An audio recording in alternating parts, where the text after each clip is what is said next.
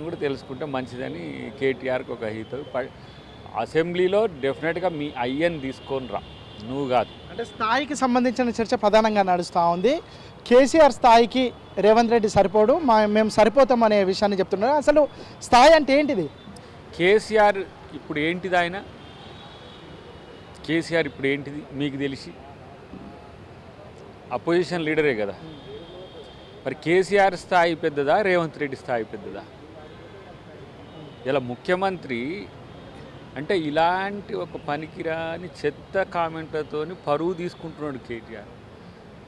ఇలా ప్రతి ఒక్క దాంట్లో ఇలాంటి ఒక ఏమంటాము, ఒక చేతగాని మాటలు మాట్లాడు, ఆయన స్థాయికి మించి మాటలు మాట్లాడు. ఇలా కేసీఆర్ విపక్ష నాయకుడు ఇలా అసెంబ్లీకే రావట్లేడు. ఫస్ట్ ఆయన స్థాయి ఏందో ఫస్ట్ చూసుకోమను, పక్కన పెడదాం.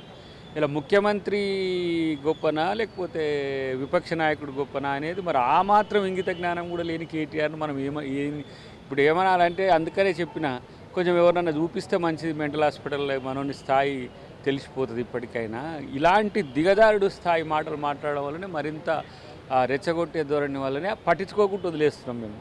ఎందుకంటే గిట్లనే ఏదో టైంపాస్కి చేసే పని తప్పితే వేరే ఒకటి ఉండదు. నీకు మీ అయ్యకు ఇద్దరికి దమ్ము ఉంటే రండి, అసెంబ్లీకి రండి, అసెంబ్లీనే మాట్లాడుకుందాం.